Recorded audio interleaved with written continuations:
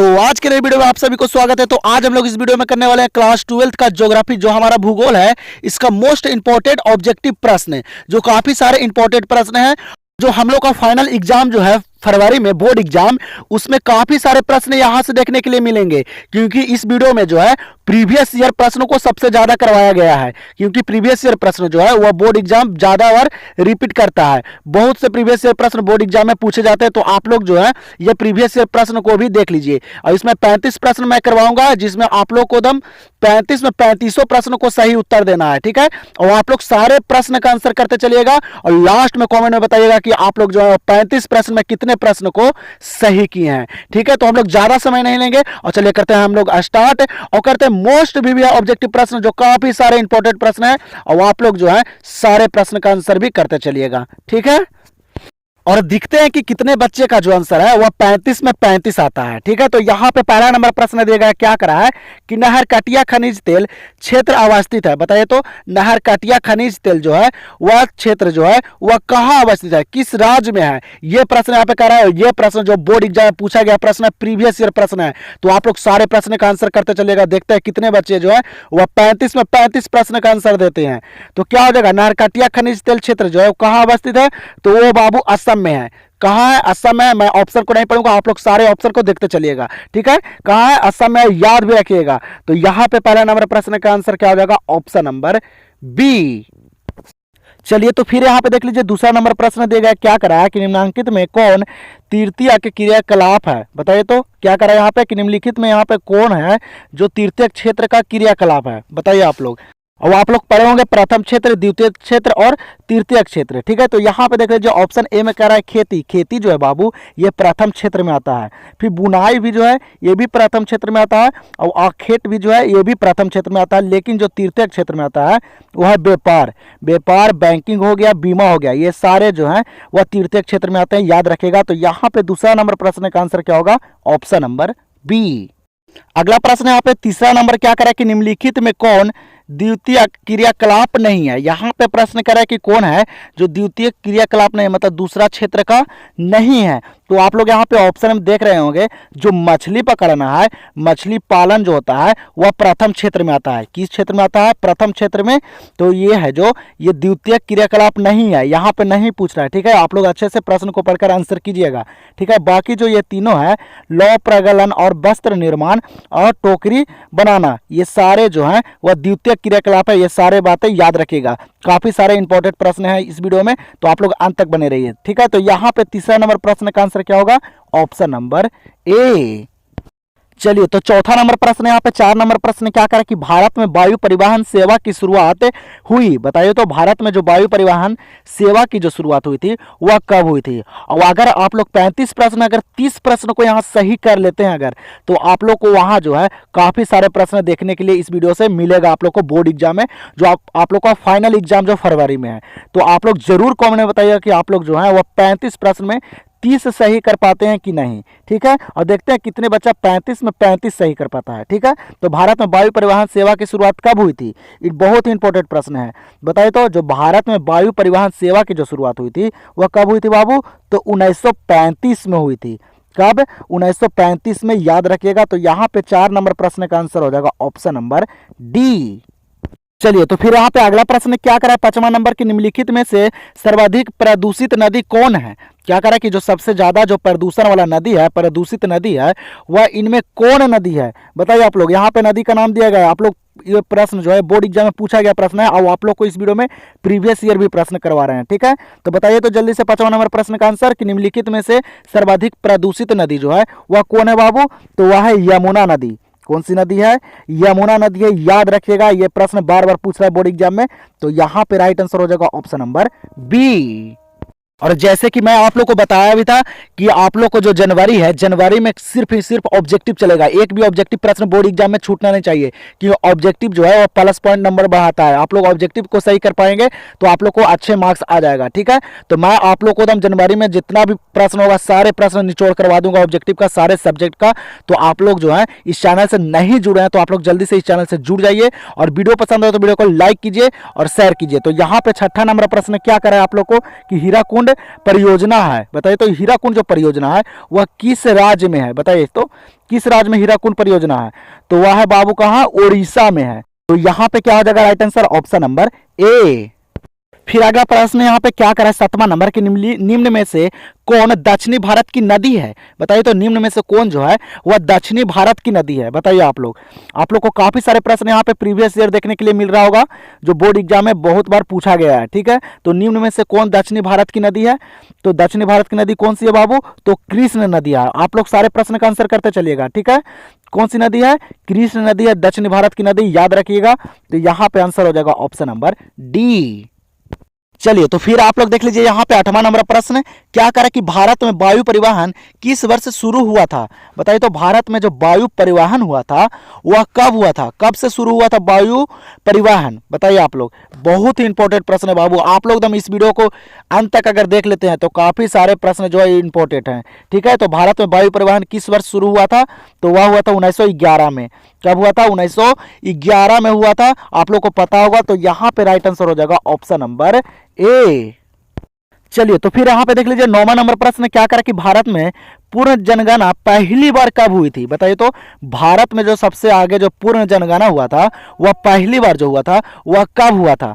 बताइए आप लोग, बहुत ही इंपॉर्टेंट प्रश्न है। ये प्रश्न बोर्ड एग्जाम में पूछा गया प्रश्न है। आप लोग जल्दी से इस प्रश्न का आंसर बताइए, जल्दी से आप लोग आंसर कीजिए। तो 9वां नंबर प्रश्न का कि भारत में जो पूर्ण जनगणना हुआ था वह पहली बार कब हुआ था? तो वह हुआ था बाबू 1881 में। कब हुआ था? 1881 में, दम याद रखेगा। तो यहां पे राइट आंसर हो जाएगा ऑप्शन नंबर ए।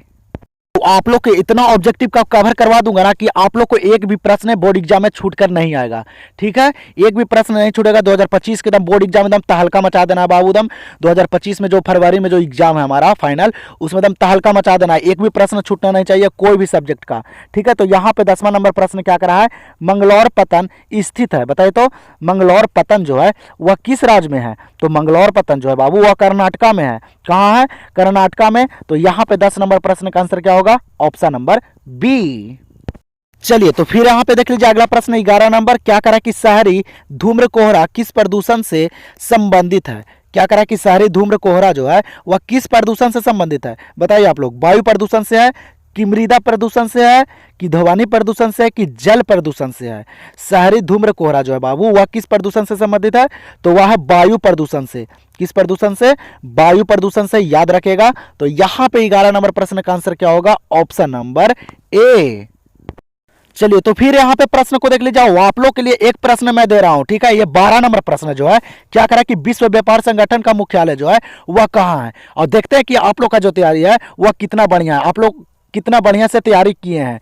बता दीजिए आप लोग 12 नंबर प्रश्न का आंसर जल्दी से कमेंट करके कि विश्व व्यापार संगठन का जो मुख्यालय है वह कहाँ है। तो आप लोग जल्दी से 12 नंबर प्रश्न का आंसर कीजिए कमेंट में।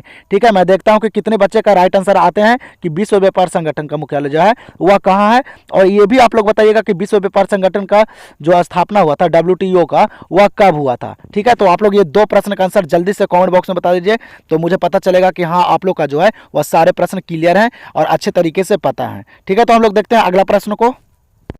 चलिए तो फिर यहाँ पे 13 नंबर प्रश्न दिया गया, क्या करा कि जल जन्य रोग है। बताइए तो जल जन्य रोग जो है वह कौन है? बताइए आप लोग, ये भी प्रश्न पूछा है बोर्ड एग्जाम में। जल जन्य रोग क्या है बाबू? तो जल जन्य रोग जो है वह अतिसार के कारण होता है। किसके कारण? अतिसार के कारण, याद रखेगा। जल जन्य रोग क्या है? अतिसार है। तो यहाँ पे 13 नंबर प्रश्न का आंसर क्या होगा? Option number C. चलिए तो फिर यहाँ पे अगला प्रश्न देख लीजिए, क्या करा कि विश्व की प्रथम नगरीय बस्ती कौन है? क्या करा कि विश्व की प्रथम जो नगरीय बस्ती है वह कौन है? बताइए आप लोग, विश्व की प्रथम नगरीय बस्ती कौन है बाबू?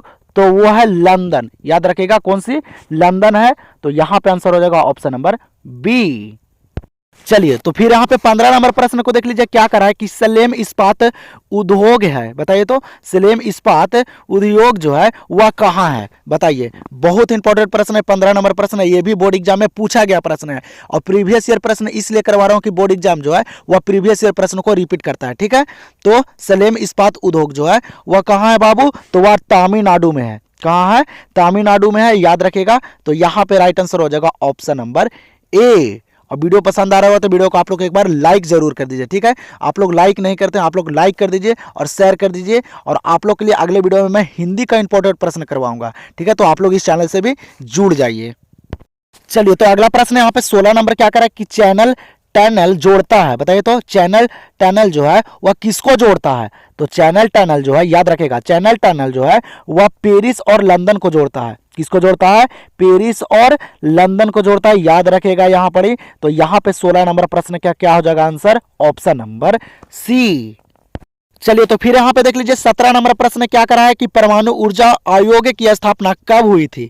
बताइए तो परमाणु ऊर्जा आयोग की जो स्थापना हुई थी वह कब हुई थी? जल्दी से बताइए। आप लोग यहाँ पे ऑप्शन दिया गया तो जल्दी जल्दी से आप लोग आंसर करते चलिए और लास्ट में जरूर बताइएगा आप लोग, ठीक है। तो परमाणु ऊर्जा आयोग की जो स्थापना हुई थी बाबू वह 1948 में हुई थी। कब हुई थी? 1948 में। और जितना प्रश्न करवाना सारे प्रश्न याद भी करते चलिएगा, जो प्रश्न आप लोग को याद नहीं होगा, ठीक है।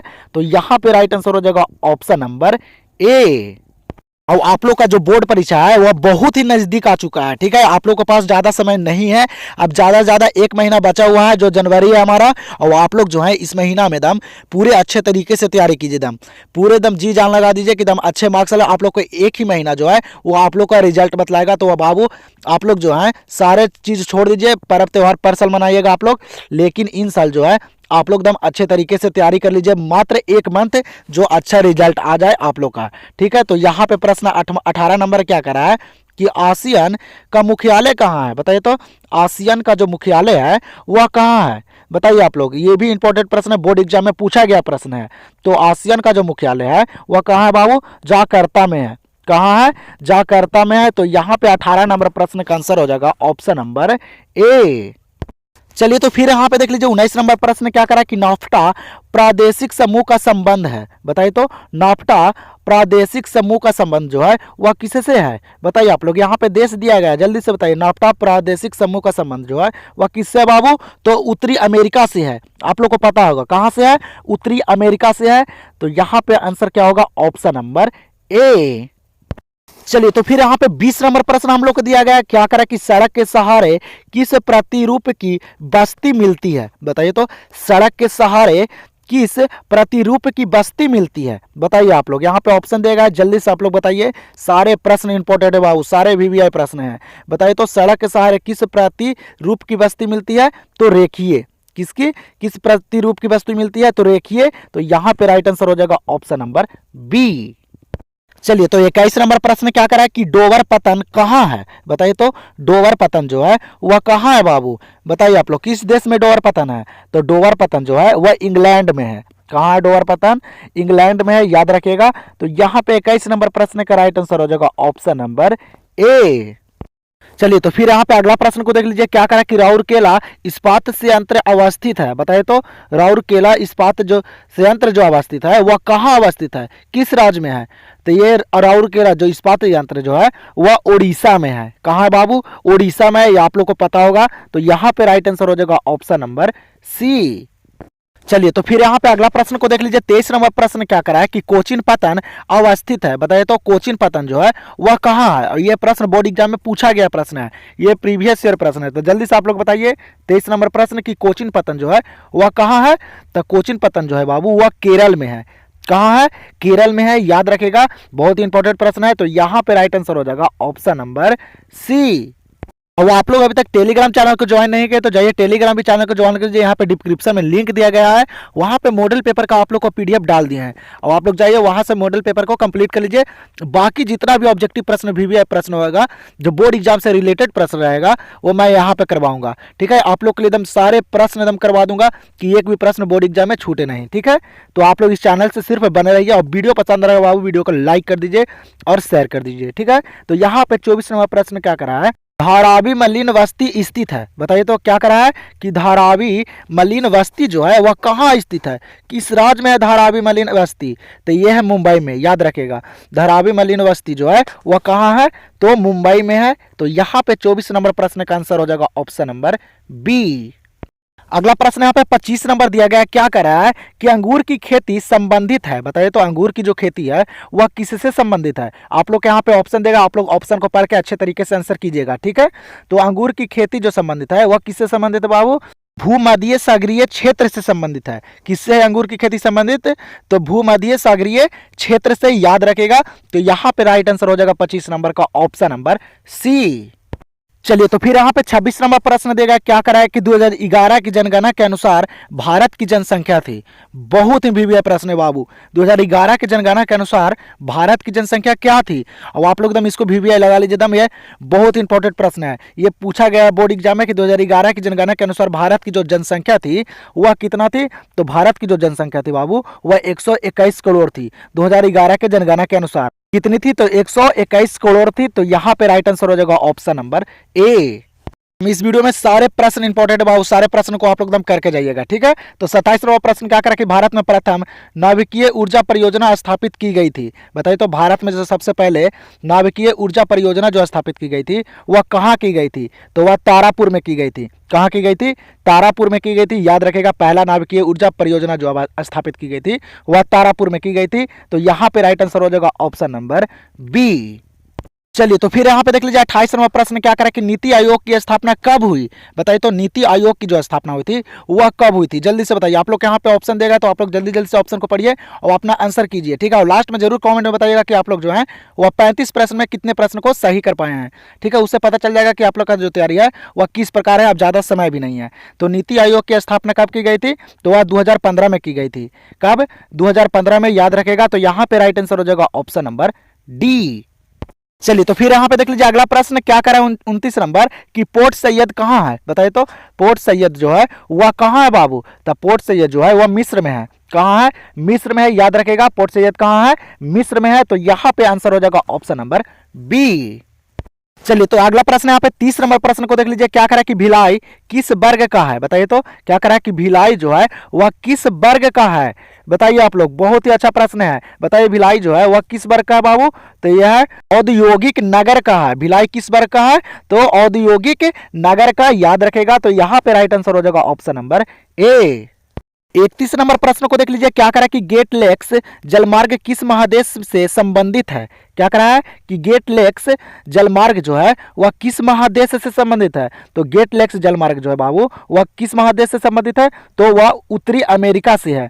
किस महादेश से, उत्तरी अमेरिका से। याद रखेगा गेट लेक्स जलमार्ग उत्तरी अमेरिका से संबंधित है। तो यहाँ पे राइट आंसर हो जाएगा ऑप्शन नंबर डी। चलिए तो फिर यहाँ पे 32 नंबर प्रश्न को देख लीजिए क्या करा कि निम्न में कौन एक नगरीय समस्या है। बताइए तो इनमें कौन जो है वह नगरीय समस्या, नगर की समस्या है। बताइए आप लोग इनमें कौन नगरीय समस्या है। वायु प्रदूषण समस्या है कि पेयजल की कमी से समस्या होती है कि मलिन बस्ती और कि इनमें से सभी। तो बाबू जो नगरीय समस्या जो इनमें है वह इनमें सभी है। वायु प्रदूषण से भी समस्या होती है नगर में, और पेयजल नहीं मिलने के कारण भी होती है, मतलब कमी के कारण, और मलिन बस्ती के कारण मतलब गंदगी के कारण, ठीक है। तो यहाँ पे राइट आंसर हो जाएगा 32 नंबर प्रश्न का ऑप्शन नंबर डी। चलिए तो फिर यहाँ पे देख लीजिए 33 नंबर प्रश्न क्या करा कि लाल कॉलर का संबंध है। बताइए तो लाल कॉलर का जो संबंध है वह किससे है, प्राथमिक क्षेत्र से है कि द्वितीय क्षेत्र से है कि तृतीय क्षेत्र से है कि पंचम क्रियाकलाप से है। बताइए आप लोग लाल कॉलर का संबंध किससे है। तो लाल कॉलर जो संबंध है वह प्राथमिक क्रिया से है। किससे, प्राथमिक क्षेत्र से है। याद रखेगा। तो यहाँ पे राइट आंसर हो जाएगा ऑप्शन नंबर ए। 34वां प्रश्न को देख लीजिए, बहुत एमबीबीआई प्रश्न है। क्या करा कि विश्व में सर्वप्रथम रेलगाड़ी कब चली। क्या करा कि विश्व में सर्वप्रथम रेलगाड़ी जो चली थी वह कब चली थी। भारत में नहीं पूछ रहा है, यहाँ पे पूरा विश्व में, वर्ल्ड में पूछ रहा है, ठीक है। याद रखेगा विश्व में जो सर्वप्रथम जो रेलगाड़ी चली थी बाबू वह 1825 में चली थी।